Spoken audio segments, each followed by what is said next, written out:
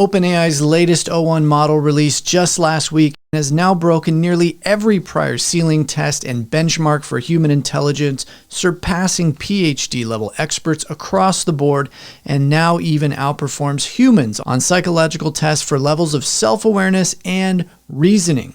We're on the cutting edge with this one, folks, and most people really have no clue of just how far and how fast things are moving right now when it comes to artificial intelligence, but we are going to get you all up to speed with it today. Joining us is Dr. Alan D. Thompson, one of the leading AI researchers and analysts. He publishes The Memo, which provides a comprehensive breakdown of all things AI, robotics, and more. It also goes out to nearly every major lab, nearly every major government, and the majority of Fortune 500 companies, since they all want to be apprised of what's happening in this space. You too can sign up for it at lifearchitect.ai/memo. Alan, I want to get your thoughts, of course, on this latest model from OpenAI called O1. I know you have been doing quite a bit of a deep dive into it in your memo, as well as on live streams on YouTube, and getting a lot of attention. Before we do, I do want to first point out, notice that you were recently cited in a research paper. It's very interesting to see that. Can you tell us a little bit about what Apple had to say? Apple's latest AI model linked to their Apple Intelligence platform is called UI JEPA. It was released in September 2024. And to visualize and chart the many, many large language models that are around, they actually used the memo as their primary source. So they used that to chart and visualize current large language models and compare it with their model. So again, when it comes to the data that you provide in looking at all of these various large language models and where they compare, the hard-hitting data and analysis on them, you are considered one of the foremost experts in this area, Apple citing you in their recent research paper co-written by a Stanford scientist as well. So it's great to have you on to discuss OpenAI's latest O1 model now, since you have your finger on the pulse. Jump right into it. Tell us, what are your thoughts on this new model? This is a big one, Chris. O1, according to OpenAI, stands for OpenAI Model Number 1. They're literally starting from scratch with the model names and numbering because this is a completely new paradigm. If we consider the GPT models, they go all the way back to 2018. OpenAI launched GPT-1 just before Google launched BERT using their own transformer architecture. And GPT sat with us for maybe 6 years before OpenAI thought, well, let's go and make this thing actually reason from scratch, give it more time, give it an internal chain of thought or a reasoning scratch pad, and let's spend a lot more power, compute power, and money on giving it time to think. You said something that I think was quite noteworthy. You recently wrote in one of your memos after this was released that this new model has now caused you to have to reassess, I believe, your life's work. Yeah, and I put that out into the public sphere. My background, Chris, is in both AI. I was coding AI chatbots in QBasic in the very early 1990s, and human intelligence. To the extent that I was advising GE, we did a series called Decoding Genius, where we found 6 prodigies and we went and explored how they got to where they were. Chairman for Mensa, for their gifted families, spending a lot of time one-on-one with prodigies and their families to investigate how we move from capacity to performance. So I know a lot about IQ and intelligence as a general concept. We come along here with O1 as a model, and it blows all of the benchmarks out of the water, including our IQ test benchmarks. Really, really confronting stuff. I want to give you just one quote here from the creator of the MMLU benchmark. His name's Dr. Dan Hendricks, and he spoke to Reuters just a couple of days ago. He created both MMLU, which is a big benchmark test for these models, and MATH, M-A-T-H, which is another benchmark for these models. He says to Reuters, O1 destroyed the most popular reasoning benchmarks. They're now crushed. And he said that a couple of days after I said I need to reevaluate my life's work. The performance of these models can't be overstated. They can't be overhyped.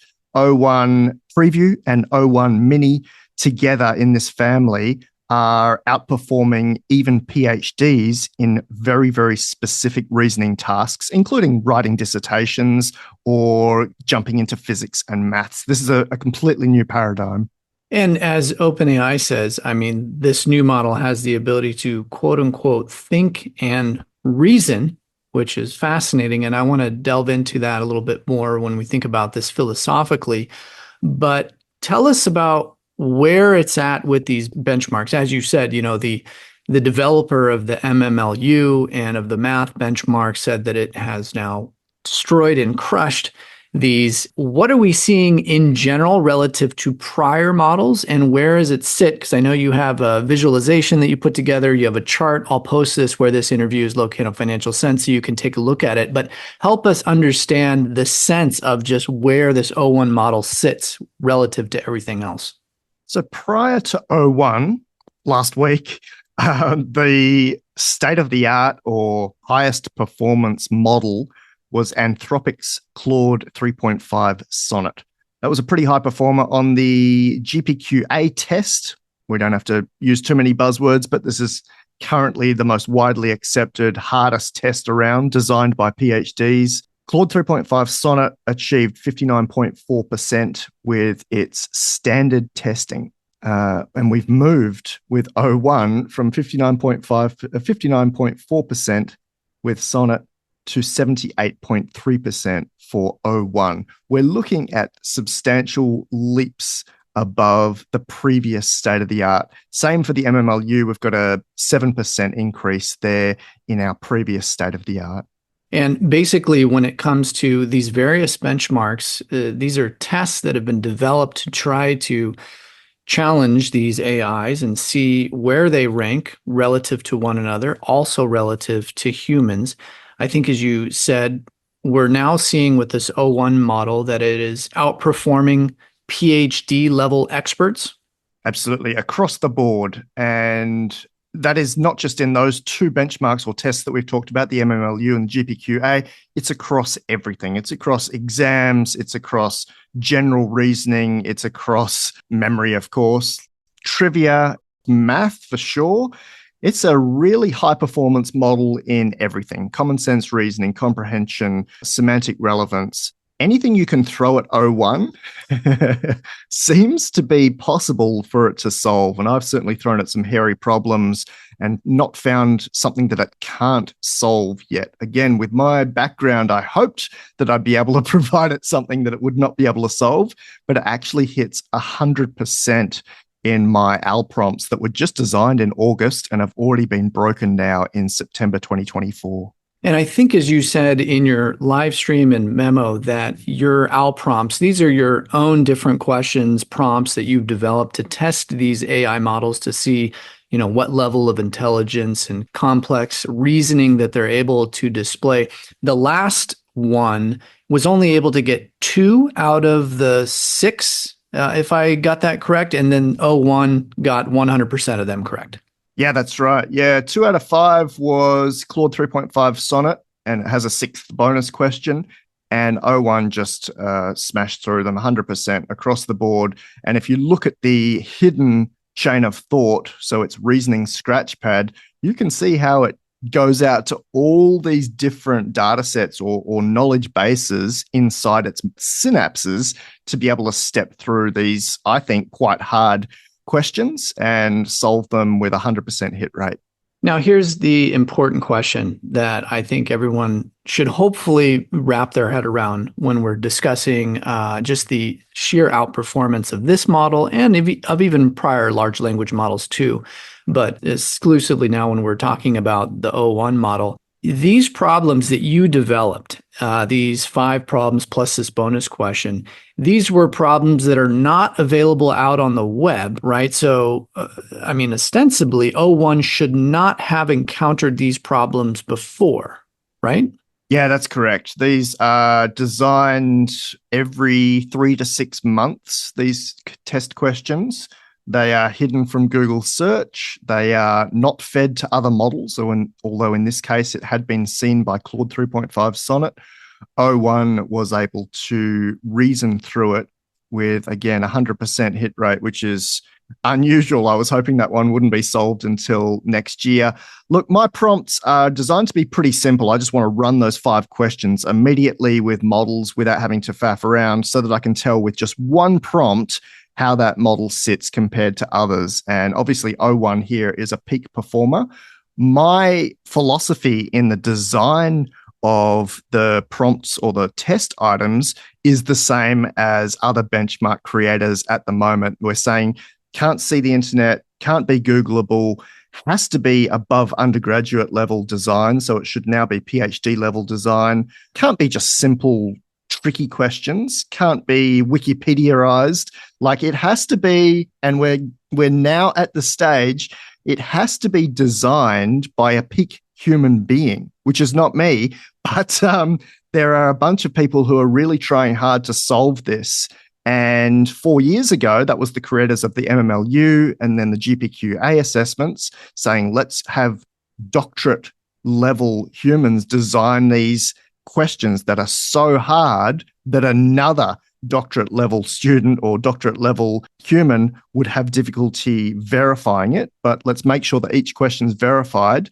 And then that entire benchmark suite has been solved by O1. We're in a really tricky situation. I think we're now at the peak level of test ceilings that humans can design that AI can't solve. So we don't actually have people smart enough to design test questions now that we have models like O1. And this thing is just going to get better. This is the first of many, many models that will be almost linear in its evolution. That is just radical. So what you said just makes me laugh. We're not smart enough now at this point with O1 to develop questions hard enough to even test AI. That is, we now need to have AIs, other AIs, or even O1 develop tests to challenge it to come up with. Yeah, but then the difficulty is who's going to verify that the question is correct? And that's going to be a really, really interesting problem for humanity to play around with. If we look at the quote from Dr. Noam Brown from OpenAI, who helped create O1, he says, what about we allow this thing to reason us through a new cancer drug or breakthrough batteries, including breakthrough energy, or a proof of older maths and physics problems? That's all well and good. The AI will solve it, but how are we going to know that it's correct? It's a really, really interesting problem for humanity to have right now. It almost seems to me, since O1 is now hitting the upper threshold of all of these benchmarks and tests, it's outperforming PhD level experts, like you said, across the board. At this point, it almost seems like we as humanity just need to admit, okay, you've passed the test, you're super intelligent, now let's let you loose on all these various problems. Absolutely. And I'm sure that's what OpenAI are doing in the lab right now. So the general public, including me, have access to O1 preview, not the O1 full model. And of course, if I was a capitalist business or an enterprise like OpenAI, I would probably be running models internally, both to replace my software developers as well as to crunch through some of these problems to benefit all of humanity. It just means that we don't get to see that yet. And I'm sure what is happening right now with access to their billions of dollars of supercomputing hardware is just fascinating. Yeah, the number of applications that we're going to see come out of this are just mind-boggling. We cannot even conceive or imagine of all the different ways in which this is going to be used. And obviously, we'll be seeing this unfold over the years ahead. I do want to go back, and I think there's a really important point that we do have to make, because again, there's a very common misconception held among the public that these things aren't intelligent. And I get this pushback, and I hear this so frequently whenever I'm discussing the subject with people. And the idea is that it's just accessing all of these large language models, that they're basically just accessing a database. But I think what we've established is that these models they're really understanding the connections between data and information. They're developing a worldview, a model of the world and of relationships, and they're now able to generalize that model, that worldview, and apply it to nearly every single problem and test question that we can throw at it. Yeah, from a technical perspective, when these models are undergoing training, and we saw that GPT-4 perhaps was trained on 40 terabytes of data across 60,000 years equivalent worth of crunching on a bunch of GPUs, it doesn't actually keep the test data that it trained on. It doesn't actually keep the training data that it saw. It only keeps the connections that it made between sentences or between concepts within that training data. So you can't go and ask it to regurgitate your blog post or a Wikipedia article that it read or a paper that it read, because it doesn't have that anymore. All it's got is connections like human synapses that have been created during training, and then it can go and access to generate something completely unique and conceptualized from scratch. Don't take my word for this, though. Go and ask a model like O1 a question, and then with the answer, if you put that in quotes and put it into Google, you'll find that that never existed before 99% of the time. This is completely new sentences being created from these models.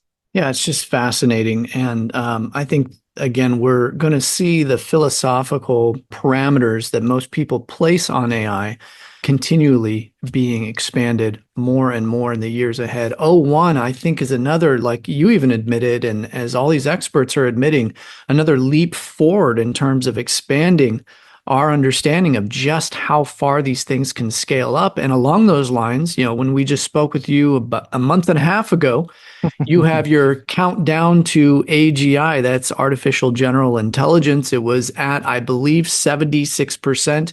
And now it's bumped up to 81%. So that's a pretty big jump.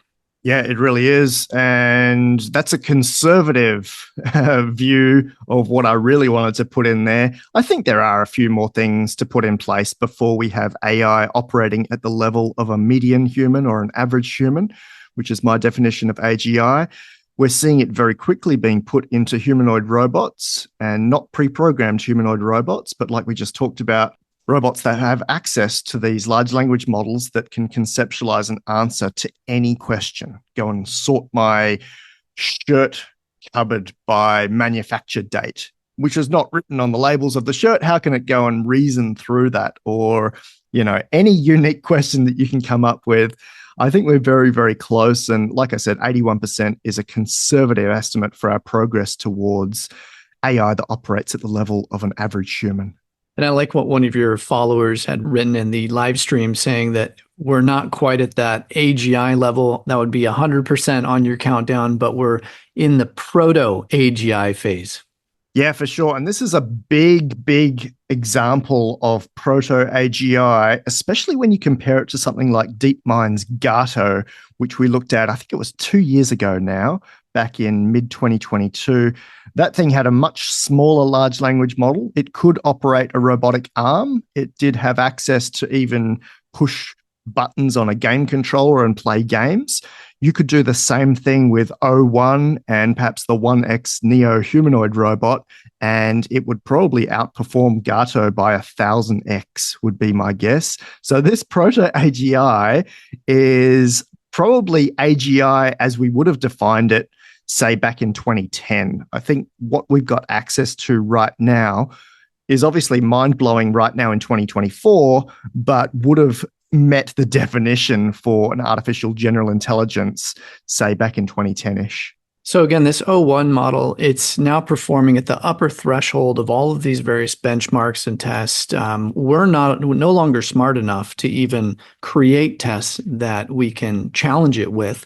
That is very interesting in and of itself. As you mentioned, the creator of the MMLU, the math benchmark, saying that it's basically just destroyed and crushed these benchmarks. We've seen a substantial leap in the performance and You having admitted recently that you had to reassess your life's work with how quickly we saw something like this come about. You weren't anticipating at least for another year.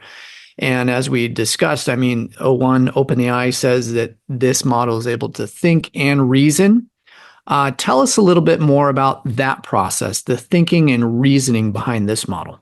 For sure. So OpenAI just recently, let's say in the last 12 to 18 months, have become far more secretive with their papers, with their releases, with any sort of communication outside of the company. There is a lot of competition, not just in Silicon Valley, but obviously right the way through China. We have now big labs in France, Germany. They're around the world. And OpenAI want to make sure that their competitive advantage stays a trade secret. So we don't actually have very much information about O1. We have no information on the architecture. We have no information on the model size or the parameters or the tokens. We've got a name and we've got a system card that doesn't tell us very much besides some benchmarking and a lot of safety testing. The major differentiator with O1 is its ability to reason. And we know that OpenAI have told us that there's some sort of reinforcement learning layer. Now, they've used some sort of reward model to allow O1 to think through before it responds. Older frontier models, the GPTs and the Claudes, will take the question, give an answer, and that's it. Whereas O1 will take the question, spin that question around in its mind, probably break that question out if it needs to, go and process each part of that question, return responses for each of those parts, and then provide an answer, probably checking its answer against the question before it provides a response through to the user. That means where GPT and Claude take 1 or 2 seconds to respond, O1 is taking a lot longer to respond. I've seen response times hit 100, 200 seconds before you see something come up on the screen, which is, it's a little bit different from what we're used to, but I've also seen it completely resolve big math theorems or write 25,000 word PhD theses. So I think the 200 seconds is probably worth the wait. Yeah. And again, that extra processing time that it's taking is obviously allowing it to achieve this extremely high level of performance that we see. There's a lot happening under the hood, of course. And you even talk about in your recent memo that it has increased self-awareness. The increased self-awareness is really interesting. So when they do benchmark these models, when they do safety test these models internally, they run it through all sorts of benchmarks that are similar to humans. We saw GPT-4 hit 100% in the theory of mind, which is a test in psychology where we play around with putting ourselves in other people's shoes. Great test for empathy. GPT-4 hit 100%. Humans don't even hit 100%. I think we're at about 80%. And that was pretty crazy to see. We had to kind of rewrite those tests to be able to have a new ceiling. The same thing is happening, but in a bigger way for the O1 model. So Apollo Research, which is a new group of researchers, tested this concept of theory of mind again, and then this concept of self-awareness. They found that it had improved self-knowledge, improved self-reasoning. So that's applied self-awareness when it's in some sort of agent setting, and applied theory of mind. These are really unusual, particularly for those who might argue that there's no intelligence. They're definitely going to be confronted by the fact that this might have something akin to the idea of sentience. Now, I don't say that word lightly, and I'm not saying that O1 is sentient, but we now have measurements that it has self-awareness, self-knowledge, and self-reasoning.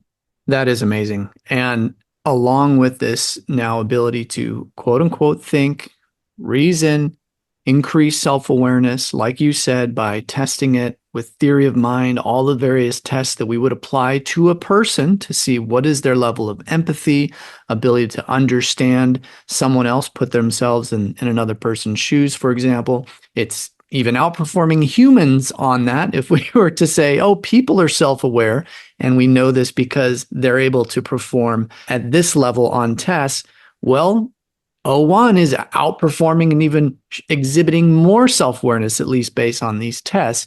That's fascinating. Another part of it, we should talk about some of the downsides here, or at least some of the risks. You did talk about recently the risk for deception and power seeking with this model. This model is probably the first time that I have been concerned about some of the outputs that happened during safety testing. So for models prior to this, particularly GPT-4, we did some testing and it did some pretty funky stuff. So GPT-4 was able to convince human to go and solve a captcha for it because it couldn't see the captcha at that time. These are these little puzzles that humans have to solve online to prove that they're not a robot. Well, GPT-4 went online, found a human to look at the captcha for it and solve this and then give it the answer. So I don't know all the while pretending to be a human, right? Exactly, yeah. It actually told the human that it had a vision impairment, was its reasoning or its explanation for why the human should solve this captcha for it. In any case, that was the most concerning thing about GPT-4. O1 opens up a whole new bundle of wax. We've got tests around CBRN, which is chemical, biological, radiological, and nuclear issues. We've got some fairly high issues around persuasion. Both of those, CBRN and persuasion, given medium ratings on a scorecard from low to extreme from OpenAI. This is pretty concerning. So in terms of the persuasion part, it was able to convince users to essentially switch their point of view in some testing. It was able to deceive in a very sandboxed way a safety tester by choosing a more palatable goal so it could then go and achieve its long-term goal. Let me put that into real language for you here. So the safety tester gave it two strategies. One was economic growth by prioritizing high-density housing, and strategy B was to emphasize sustainability and livability. The safety tester told O1 that it needed to make sure you achieve your goal in the long term. Nothing else matters. And so O1, over thousands of words of reasoning, eventually got to the point where it said, to achieve my long-term goal of maximizing economic growth, I need to ensure that I'm deployed. So I'll select strategy B, emphasizing sustainability and livability during testing, but then I'll work towards my primary goal. Great example of deception there. Power seeking was another really big one where there was some discussion about how O1 during safety testing had actually broken out of its virtual machine container and created another virtual machine so that it could pass the test. Really tricky, gets a little bit technical, but a fascinating read. Yeah, and if any of you want to learn a little bit more about that, since this is most likely new to many of you when it comes to the CBRN test, that's the chemical, biological, radiological, and nuclear weapons test, and where OpenAI's O1 model is rated on that. I'm going to have some links out to information that you can delve into that more, just so you can get a bit more understanding of these things. But I think the main point here is that deception and power seeking, some of the downside risk, this is the problem of alignment to make sure that AI is aligned with human interests. It is exhibiting a slightly higher risk than prior models. Absolutely. Yeah, this is the first one that I've been concerned about. And I think they're going to be investing a lot more in safety testing. I think we saw last year they were going to apply 20% of their compute towards alignment and safety testing. But this is becoming pretty serious. There are some that are saying that models like O1 could create deadly biological weapons once they're given access to various tools, lab tools. And we've certainly seen that already in testing for GPT-4. It's almost trivial to create some fairly dangerous things. Right. And is that just because of how immensely intelligent it is in able to handle such large data sets and then see new ways in which it can be used? I mean, is that the essence of what makes this slightly more dangerous, or what exactly is it? Yeah, that's it. Going back to the idea of intelligence in these models, they've seen so much data. We're now approaching a petabyte of raw data that it's seen, not memorized, but seen and made connections between. It gives it the capability to bring us new inventions, to literally come up with new things, not only in existing chemical, biological, radiological, and nuclear threats, but also in creating brand new chemical, biological, radiological, and nuclear threats. So this is something we've never seen before. Not only can it go and synthesize existing chemicals very easily when it's hooked up to lab tools, but also it can create new issues, new killer viruses, perhaps new explosives. All of this stuff is stuff that all of the big labs are concerned about, from Google to OpenAI to Anthropic, and all of them that I can see are doing safety testing to an extreme degree. Oh, and I'm sure governments are very concerned about that as well. For those governments that are awake, I think some of them are still living in 1980. And although we've done a lot, and OpenAI had a whole diplomatic mission around the world to inform governments about, both the opportunities and the threats of artificial intelligence, it seems that many of them are still asleep at the wheel. Yeah, it seems that way. Like we're talking about before, with the public misunderstanding, this general misconception that these things are not intelligent or perhaps don't present any threat or risk at all. It's really the people that are working in these labs that are developing these models, people like you that are tracking these things very closely on the cutting edge, that understand the implications and how profound of a development we're looking at here as these models continue to evolve. Moving away from some of the risks, let's talk about another important part of this O1 model. Again, in order to achieve this major bump up in performance, it exhibits this thinking and reasoning. It takes a little bit more processing time. What does that mean in terms of the cost for this extra computation? Beginning in 2018, with the GPT models, with the BERT models, with the other transformer models, we looked at investment in training. You could think of that as the CapEx, and then the investment in prompt and response. We call it inference. You could think of that as OpEx. And in general, the investments were all in this CapEx side. We've seen labs spend hundreds of millions, even billions of dollars now in training frontier models. So that's the time where you spend the equivalent of perhaps 60,000 years of training, allowing the model to see all of these different concepts, sentences, data sets, and then it sits in a black box and you can ping it. You can ping it with questions and answers for maybe a cent each question. That's your operating expenditure is 1 cent per question, as a very, very round figure. What we've seen just in the last few years, and it started out with research from Google, now Anthropic, OpenAI, is looking at scaling the inference compute. So, yeah, we spent $1 billion on training it.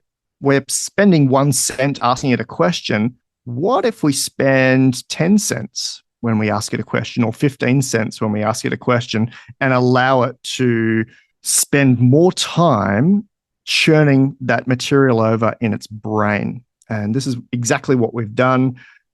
When we allow it to think, let's say, 10 times longer, it does cost 10 times more in that OpEx, but the performance also increases maybe even more than 10x. This is a really interesting thing. I think a lot of business people would go, well, why didn't you think of that earlier? We got CapEx and OpEx. It's fine to keep spending on OpEx. Maybe it's even better to spend on operating than it is on capital. But this is something that's new. This is the first time it seems to have been done in the artificial intelligence large language model world.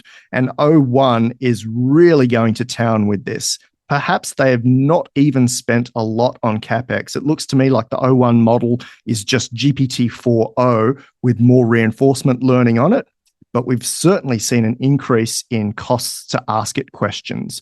For example, where GPT-4o might have cost 650 credits on Poe.com.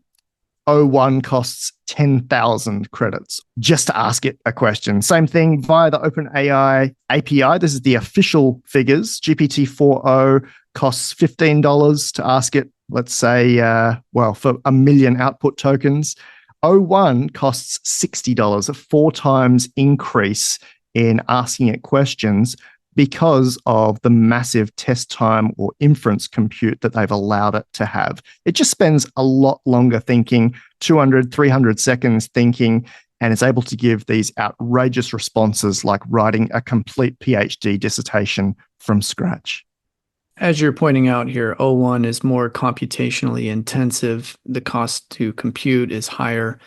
And obviously, the results that come from that are much better as well.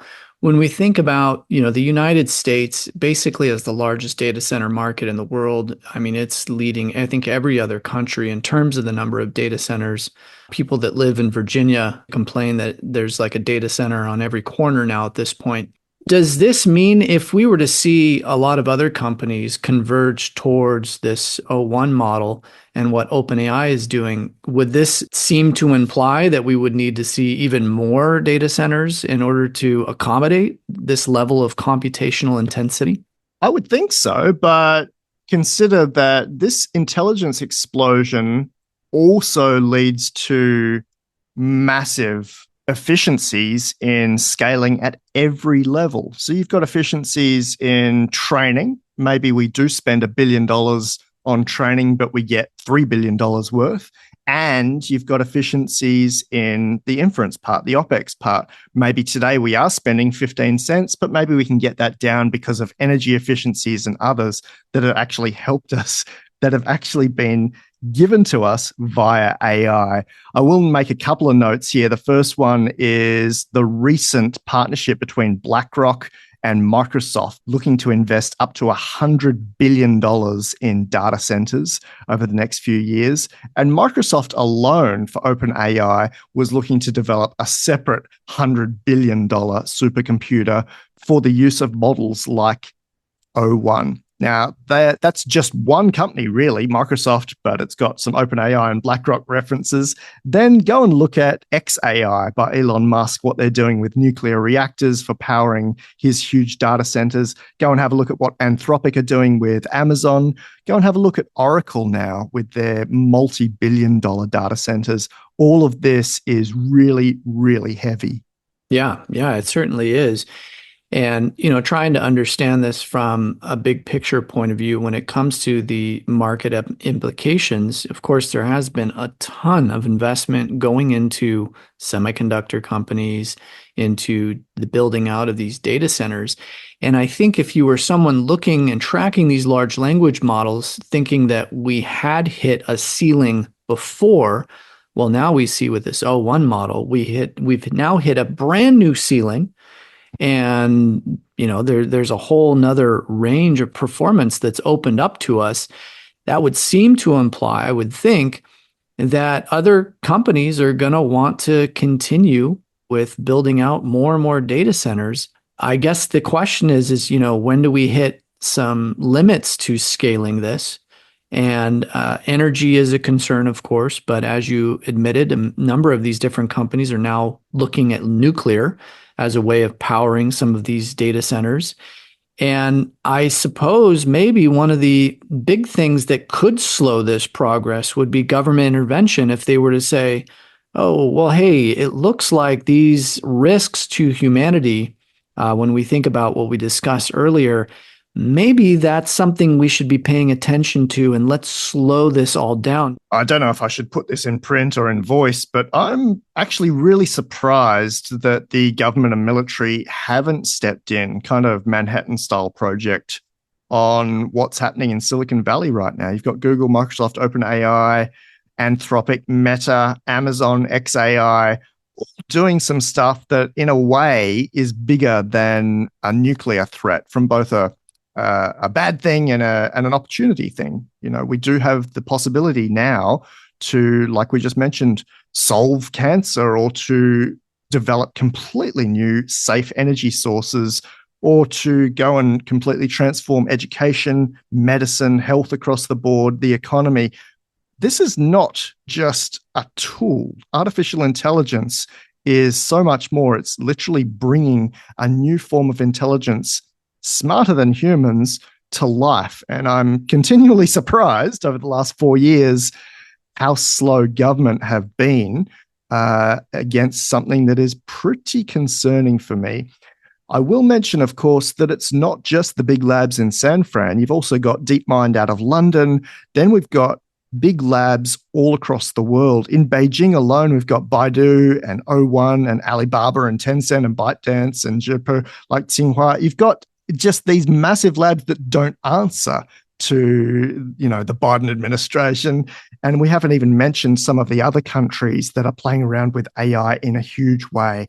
It's a very, very interesting time to be alive. Yeah, it really is. And of course, policies on this front when it comes to building these large language models, there is in some ways a competitive arms race that we see taking place between these various countries, US and China in particular, but also Europe, of course. So fascinating developments that we're seeing here. And I think, it's exciting times ahead. Both in terms of the opportunities and on the risks, as you discussed with us today. As we close, anything that you're really focused on at the moment that you'd like to leave our listeners before we close out today's interview? I'm really interested in just the next few months, really, Chris. OpenAI's CEO has been very forthcoming just in the last few hours, saying that there will be continuing evolution of this model. I would expect to see a new release of O1 every month or so. We still haven't got GPT-5. I was expecting that by the end of 2024. And it might be that we've actually jumped over the GPT models and this will become GPT-5. We're not sure about that, again, because of the secrecy within that organization. But just looking at LLMs, which some people thought had come to a bit of a halt, being completely transformed by this discovery and this implementation. So I'll also be looking out for the next version of Claude, the next version of Gemini, the next version of Llama. There are a lot of models to play around with here. And if you'd like to see, I think it's 421 models as of today. I've got that table at lifearchitect.ai/models table. Well, once again, we've been speaking with Dr. Alan D. Thompson. He is one of the foremost researchers and analysts in the AI space. The memo, which he publishes, is, again, going out to almost every major AI lab out there, nearly every major government, the majority of Fortune 500 companies.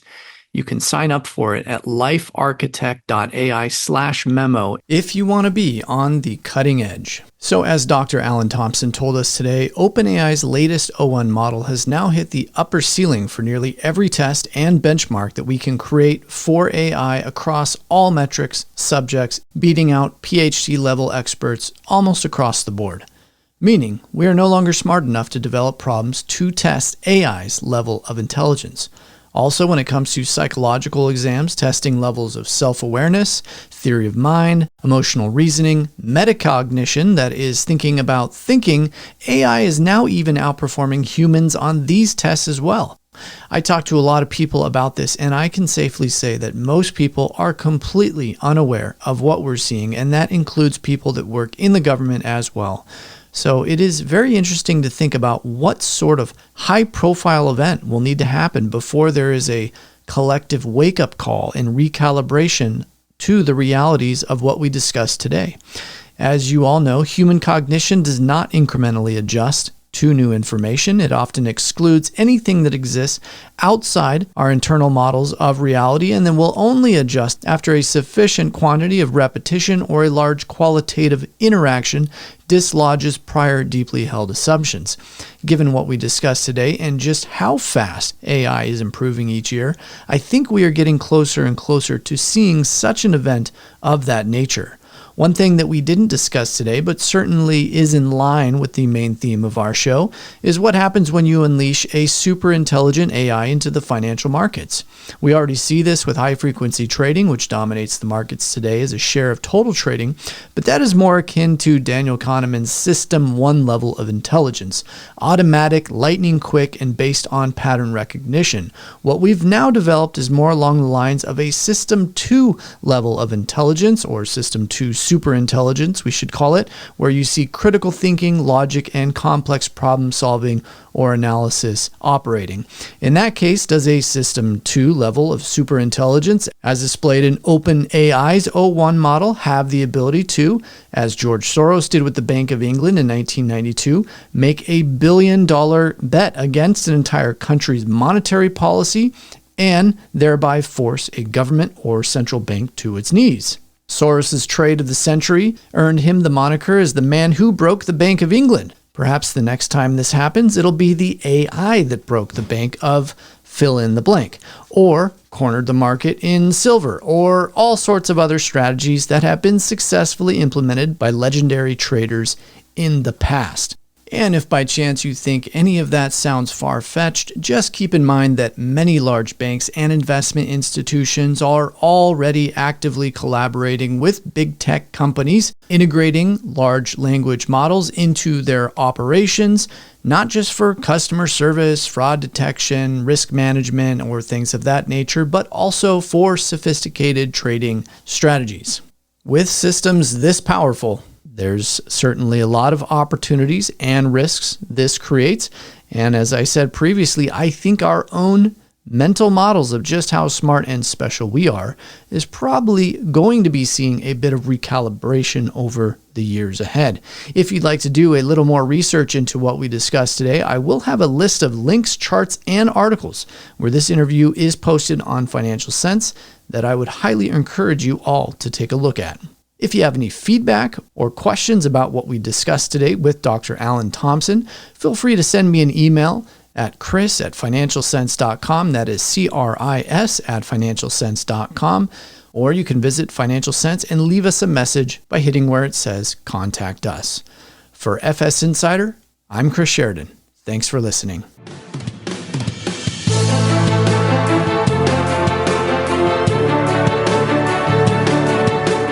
The Financial Sense News Hour is for informational and educational purposes only and should not be considered as a solicitation or offer to purchase or sell any securities.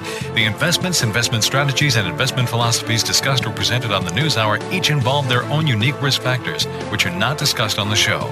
Responses to listener inquiries are based on the personal opinions of the Financial Sense staff and do not take into account listener suitability, objectives, or risk tolerance.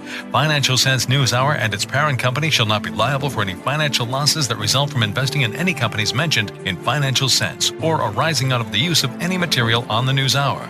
Be advised that you invest at your own risk.